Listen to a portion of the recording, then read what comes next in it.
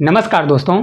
तो अभी जो रेलवे का पेपर हुआ है उसमें कुछ इस प्रकार के क्वेश्चन पूछे गए हैं और इस प्रकार के क्वेश्चन में बच्चे 100% गलती करते हैं और कौन सी गलती करते हैं आपको खुद ही पता चल जाएगा जैसे ही मैं कैलकुलेशन करने वाला हूं। क्योंकि इस प्रकार के क्वेश्चन जो आते हैं देखिए कन्वर्ट वाले, तो उसमें उनको बच्चों को ना कन्वर्ट करने में प्रॉब्लम आती है। तो आज जितने भी क्वेश्चन बन सकते हैं सभी को मात्र 10 से 15 मिनट में पूरे क्वेश्चन को हम सोल्यूशन कराने वाले हैं। तो अगर आप चैनल पर नए हो तो चैनल को सब्सक्राइब करिएगा और बिना देरी के हम क्लास को स्टार्ट करते हैं। देखिए एक तांबे के तार को मोड़कर एक वर्ग बनाया जाता है जिसका क्षेत्रफल 121 वर्ग सेंटीमीटर है। यदि उसी तार को मोड़कर एक वृत्त बनाया जाए तो उस वृत्त का क्षेत्रफल क्या होगा।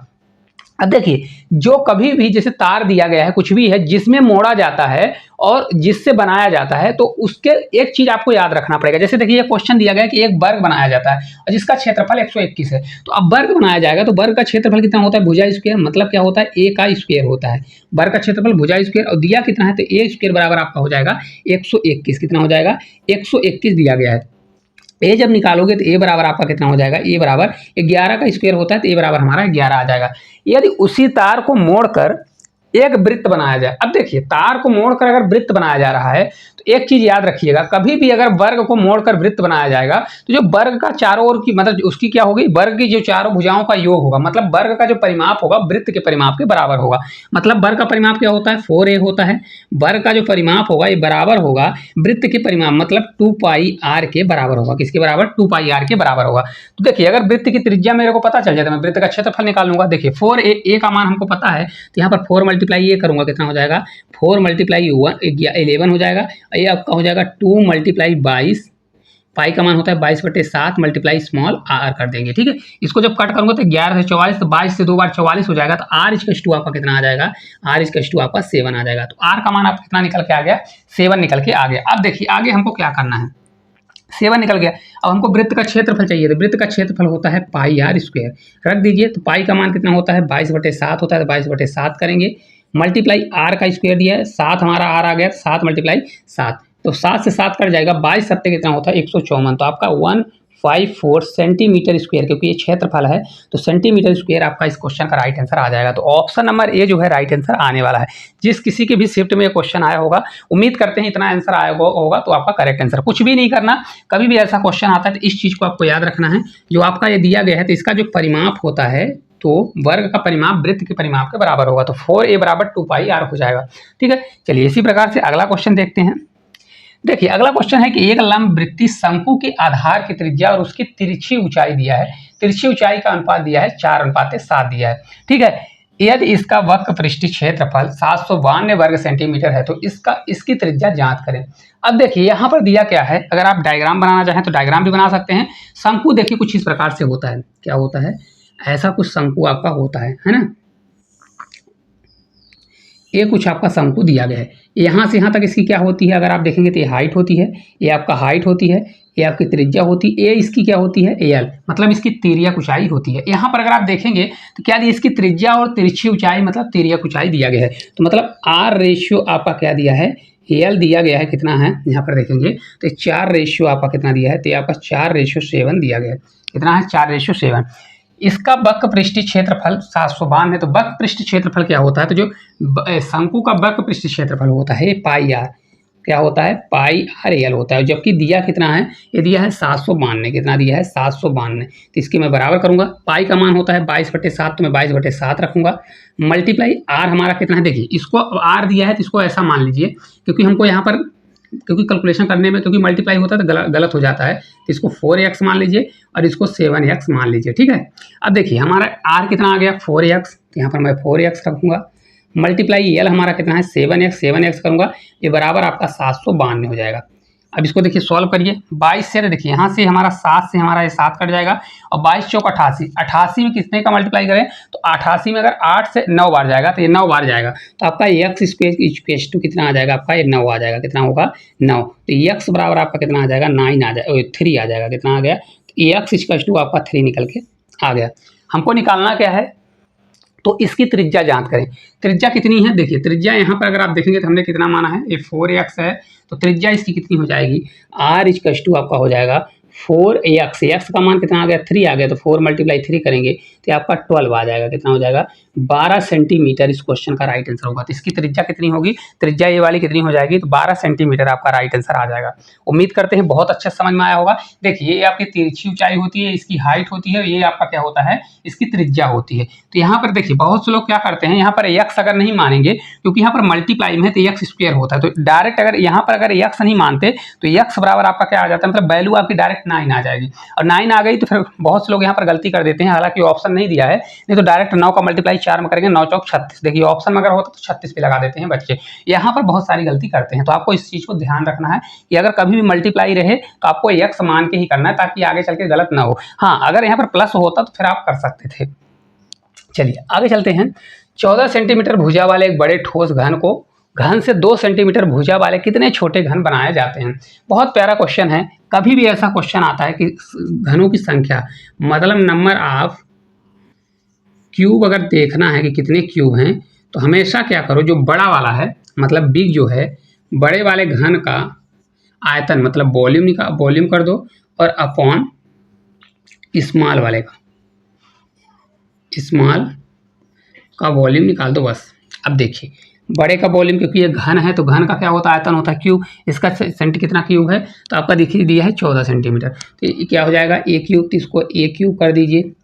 उसकी भुजा को ये माना मैंने, इसकी भुजा स्मॉल वाले की ए क्यूब हो गया। देखिए यहाँ पर ए बराबर आपका कितना दिया है, ए बराबर आपका 14 दिया है और स्मॉल ए बराबर आपका 2 दिया है। रख दीजिए तो आपका कितना हो जाएगा, देखिए आपका ये 14 है, 14 क्योंकि क्यूब होगा तो 14 मल्टीप्लाई 14 होगा, अपॉन ये 2 है तो 2 मल्टीप्लाई 2 हो जाएगा। ठीक है, इसको जब सॉल्व करूँगा 2 से 7 बार तो ये आपका 7 का क्यूब हो जाएगा। क्या होगा, 7 का क्यूब। और 7 का क्यूब कितना होता है, 343 होता है। कितने बनेंगे, 343 बनेंगे। कितने छोटे घन बनेंगे, 343। तो आपका ऑप्शन नंबर जो बी है करेक्ट आंसर आ जाएगा। कुछ भी नहीं करना, ये आपको स्किप करना है, बस इसको याद रखना है। कभी भी ऐसा क्वेश्चन आता है तो जो देखिए यहाँ से अगर डायरेक्ट करना चाहें तो देखिए, अगर इसका शॉर्ट तरीका मैं बता देता हूँ, शॉर्ट तरीका कैसे होता है। देखिए बड़ा घन दिया गया है 14 सेंटीमीटर, तो क्या करिए यहाँ पर देखिए बड़ा घन है तो यहाँ पर 14 दिया है तो 14 का करिए अपॉन छोटा कितना है 2 सेंटीमीटर उसकी त्रिज्या, इसको भाग दीजिए, कितना आ गया हमारा 7 आ गया। और डायरेक्ट जो आएगा इसका क्यूब कर दीजिए। तो अगर यहाँ पर मैं 7 का क्यूब करूँगा तो आपका 343 आ जाएगा। तो आपको ये सब तामझाम करने की जरूरत नहीं है, ये सब तामझाम करने की जरूरत नहीं है। शॉर्ट ट्रिक अपना सकते हैं। देखिए अगर कभी भी घन वाला आता है 14 सेंटीमीटर है तो जो जिससे भाग देना है तो छोटे वाले से भाग दे दीजिए। तो 2 से भाग देंगे 14 में तो 7 आएगा, और 7 का डायरेक्ट क्यूब कर दीजिए तो आपका राइट आंसर आ जाएगा। सिर्फ एक घन वाले में होगा। ठीक है, चलिए आगे चलते हैं। देखिए अगला क्वेश्चन है, एक आयताकार खेत की लंबाई और चौड़ाई का अनुपात 5:3 है। यदि इसके चारों ओर 5 रुपए प्रति मीटर की दर से बाड़ लगाने की कुल लागत 800 है तो खेत का क्षेत्रफल ज्ञात करें। अब एक चीज़ देखिए, यहाँ पर अगर आप समझेंगे तो बहुत अच्छे से समझ सकते हैं। खेत में क्या होता है, बाड़ जो होता है चारों तरफ होता है। कहाँ पर होता है, अगर आप देखेंगे तो बाड़ चारों तरफ होता है। इसको ऐसा मैं कर सकता हूँ, देखिए इस प्रकार से बाड़ लगाया जाता है चारों तरफ से। ठीक है, ऐसा कुछ। अब देखिए लंबाई और चौड़ाई दिया गया है, तो यहाँ पर अगर आप देखेंगे लेंथ रेशियो आपका विड्थ दिया गया है, कितना दिया है 5 और रेशियो 3 दिया है। तो इसको मैं मान लेता हूँ 5x हो गया, ये रेशियो आपका 3x हो गया। कितना हो गया, 3x हो गया। ठीक है, यदि इसके चारों ओर 5 रुपये प्रति मीटर की दर से बाड़ लगाया जाता है तो कितना होता है, 800 रुपये लग रहा है। तो पहले देखिए चारों तरफ लगाया जाएगा तो कौन सा होगा, कुछ इस वाला एरिया होगा कि नहीं होगा, तो क्या कहलाएगा, चारों तरफ लगाया जाएगा तो परिमाप होगा कि नहीं होगा, क्या होगा, परिमाप होगा। तो पहले इसका हम निकाल लेते हैं भाई, टोटल परिमाप इसमें दिया कितना है। ठीक है, देखिए परिमाप निकालेंगे तो परिमाप अगर आप देखेंगे तो अगर देखिए 5 रुपये के हिसाब से तो परिमाप कितना होगा, तो आपका ये हो जाएगा टोटल 800 है। कितना है, टोटल 800, और प्रति कितना लग रहा है 5 के हिसाब से। तो इसको जब मैं भाग दूंगा तो 5 से कितनी बार जाए, एक बार, 5 से 6 बार, तो आपका आ जाएगा 16। कितना आ गया, 16, 160 आ गया। अब देखिए जो आयत का परिमाप होता क्या है, तो आयत का परिमाप होता है 2 गुणे लंबाई धन चौड़ाई होता है। तो मतलब क्या होता है, क्योंकि 2 लंबाई होगी और 2 चौड़ाई होगी, तो 5 3 8 दूनी कितना हो जाएगा 16x। तो ये आपका 16x होगा, और 16x बराबर कितना आ जाएगा आपका 160 आएगा। कितना आएगा 160। तो x इक्वल टू आपका कितना हो जाएगा, ये आपका 10 हो जाएगा। कितना आ गया, x का मान हमारा 10 आ गया। तो यहाँ पर लेंथ और विड्थ निकाल लेंगे। लेंथ हमारी कितनी आ जाएगी, तो यहाँ पर अगर आप देखेंगे तो लेंथ हमारी आ जाएगी, देखिए 10 का मल्टीप्लाई करेंगे तो 5 × 10 करेंगे तो 50 आ जाएगा। कितना होगा, 50 होगा। और आपकी विड्थ कितनी हो जाएगी, अगर आप देखेंगे तो आपकी विड्थ हो जाएगी 3 × 10 करेंगे तो आपका ये 30 हो जाएगा। कितना हो गया, 30। तो देखिए ये आपका 50 हो गया। कितना हो गया, 50। ये आपका 30 हो गया। अब रख दीजिए, क्योंकि हमको इसका क्षेत्रफल निकालना है। खेत का क्षेत्रफल क्या होगा, एरिया अगर आप निकालेंगे, एरिया इक्वल टू होगा लेंथ इंटू क्या होता है, विड्थ होता है। डायरेक्ट रख दीजिए तो आपका हो जाएगा कितना, 50 मल्टीप्लाई अगर 30 करते हैं तो राइट आंसर आपका आ जाएगा 1500। क्या होगा, 1500 सेंटीमीटर स्क्वायर। ठीक है, कहाँ पर आंसर दिया है, सेंटीमीटर ना देखिए, आपका मीटर दिया है तो मीटर लगा लीजिए। तो राइट आंसर आपका कौन सा हो जाएगा, यहाँ पर देखिए,